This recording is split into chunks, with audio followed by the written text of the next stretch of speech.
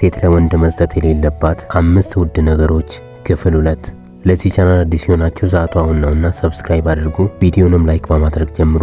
አንደኛ፣ ያለ ትዳር የትዳርን ህይወት ጥቅሞች አለመስጠት። በአሁኑ ዘመን አብሮ መኖር ወይም ያለ ህጋዊና ባህላዊ ትስስር በአንድ ቤት ውስጥ ፍቅረኛሞች እንደ ባልና ሚስት አብሮ መኖር በጣም እየተለመደ መጥቷል። ነገር ግን አንዲት ሴት ያለ ትዳር ከወንድ ጋር በአንድ ጣሪያ ስር ለመኖር ስትስማማ ሳታውቀው ራሷን ለትልቅ ስነልቦናዊ፣ ማህበራዊና የህይወት አደጋ እያጋለጠች ነው። ይህም ህይወትን በነፃ የመሞከር ወጥመድ ይባላል። ያለ ትዳር አብሮ መኖር ወንዱ ያለምንም ግዴታና ኃላፊነት የትዳርን ጥቅም በሙሉ በነፃ እንዲያገኝ ያደርገዋል። ምግብ ይበስልለታል፣ ልብሱ ይታጠብለታል፣ የቤት ውስጥ እንክብካቤ ያገኛል፣ ወሲባዊ ፍላጎቱ ይሟላል። ነገር ግን ይህንን ሁሉ ለማግኘት የከፈለው ምንም ዋጋ የለም። የቤተሰብ እውቅና፣ የህግ ቃል ኪዳን ወይም የኃላፊነት ስሜት የለበትም። ስለዚህ ሁሉንም ነገር በቀላሉ ስላገኘ አንቺን በይፋ ሚስቱ አድርጎ ለማግባት ያለው መነሳሳትና ፍላጎት በከፍተኛ ሁኔታ ይቀንሳል።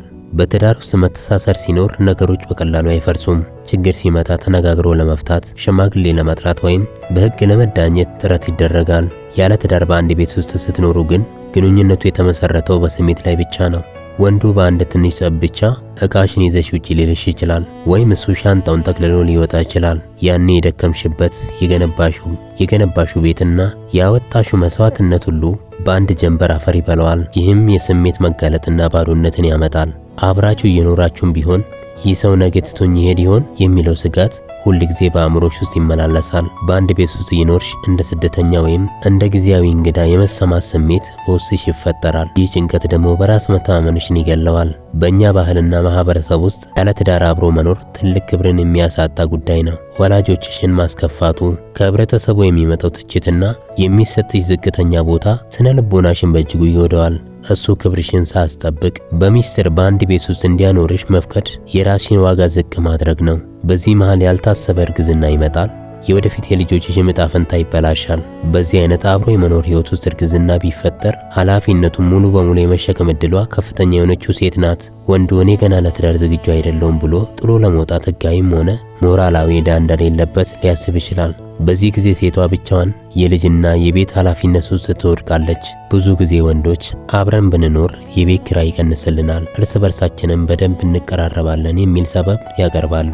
ብልህ ሴት ግን ለዚህ አትሸወድም። ክብርሽን አስጠብቂ። የኔን ሙሉ ማንነት፣ እንክብካቤና አክብሮቴን የምታገኘው ክብር ሰጥተኸኝ በወላጆቼና በፈጣሪ ፊት ቃል ኪዳን ስትገባ ብቻ ነው የሚል ጽኑ አቋም ሊኖርሽ ይገባል። ስለዚህ ርቀትሽን መጠበቅ ይኖርብሻል። ፍቅር፣ መውደድና ናፍቆት የሚኖረው በየቤታችሁ ስትኖሩ ነው።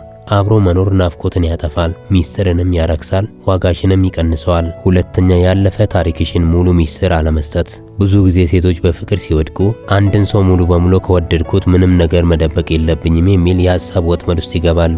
ያለፈውን ስህተት፣ ያጋጠማቸውን በደል ወይም በቤተሰብ ውስጥ የነበረን መጥፎ ታሪክ መናገር የበለጠ ያቀራርበናል ብለው ያስባሉ። ነገር ግን ስነ ልቦናው እንደሚናገረው ገና ሙሉ በሙሉ እምነት ባልተገኘበት ግንኙነት ውስጥ ሁሉንም ድክመት ማውራት ራስን ለአደጋ ማጋለጥ ነው። ወንዶች በተፈጥሮ ግንኙነት ሳይጠነክር ይህንን ታሪክ ቢሰሙ ለአንቺ ያላቸው አክብሮት በሂደት ሊቀንስ ይችላል። በማንኛውም ግንኙነት ውስጥ መጣላትና አለመግባባት አይቀሬ ነው። ግንኙነቱ ሲሻክር ወይም ጠብ ሲነሳ አንዳንድ ወንዶች በንዴት ውስጥ ሆነው አንቺን ለማሸነፍ ወይም ለማሳመም የሚጠቀሙት ትልቁ መሳሪያ ነው። እሱም አንቺው ራስሽ የነገርሽው ሚስጥር ነው።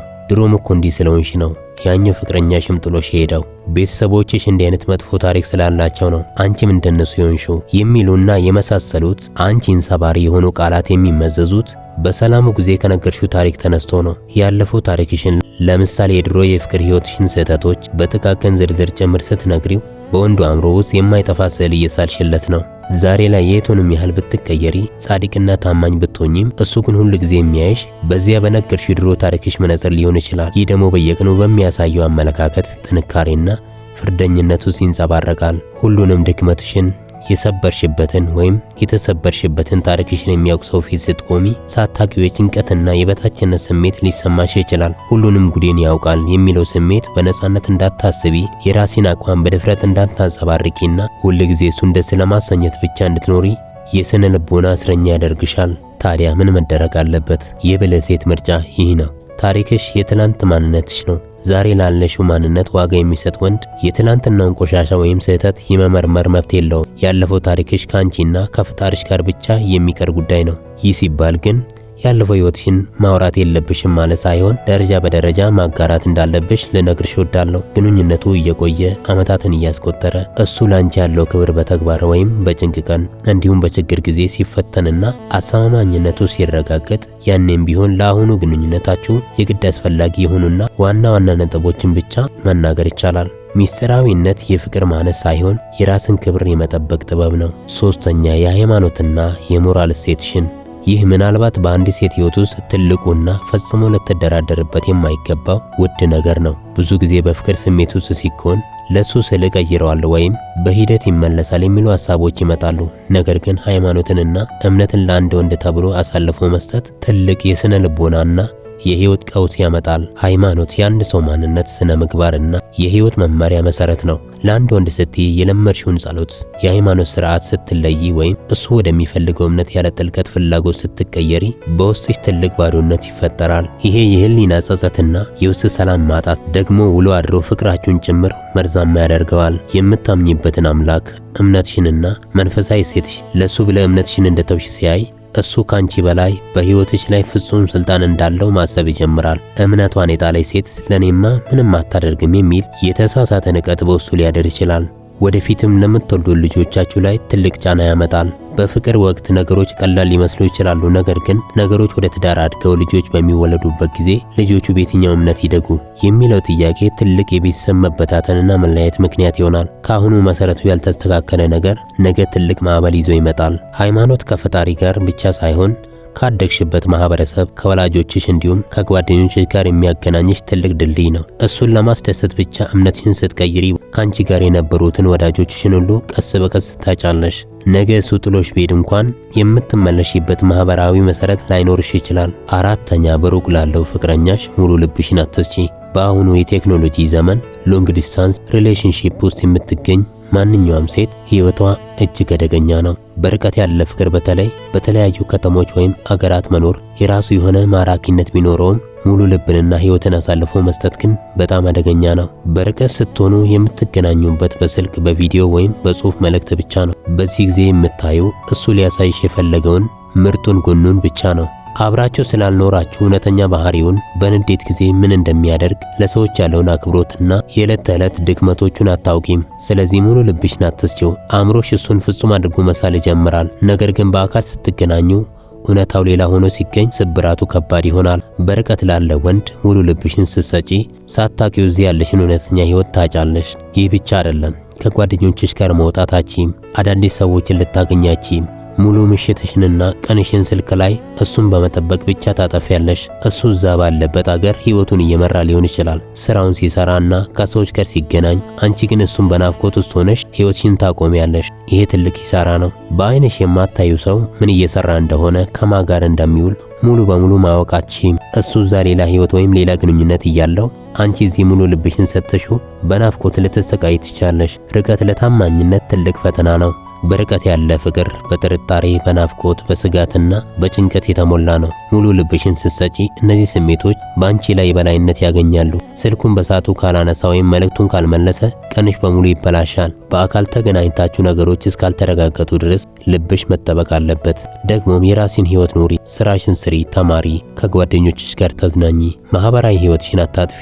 እሱ የህይወት አጋዥ እንጂ የህይወት ማዕከል እንዲሆን አትፍቀጂለት። አምስተኛ አይሆንም የማለት መብትሽን። ይህቺ አጭር ቃል በብዙ ሴቶች ህይወት ውስጥ ትልቁ የድክመት ወይም የጥንካሬ መገምገሚያ ነጥብ ናት። ፍቅር ውስጥ ያሉ ብዙ ሴቶች እምቢ ካልኩኝ ይናደዳል፣ ይተወኛል ወይም ግንኙነቱ ይበላሻል በሚል ፍርሃት የውስጥ ማንነታቸው አይሆንም እያለ በከንፈራቸው ግን እሺ ይላሉ።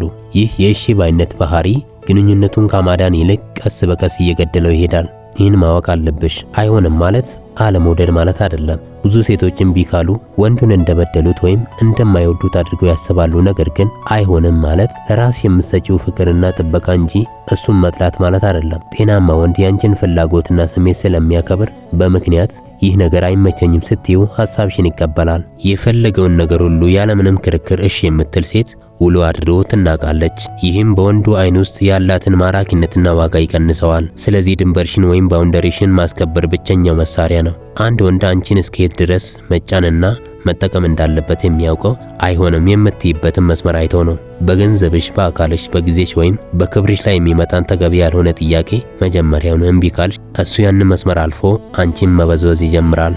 ለመጀመሪያ ጊዜ አይሆንም ማለት ከባድና የሚያስፈራ ሊሆን ይችላል። ነገር ግን የማትፈልጊውን ነገር እምቢ ባልሽ ቁጥር በውስጥሽ ትልቅ የነጻነትና የጥንካሬ ስሜት ይሰማሻል።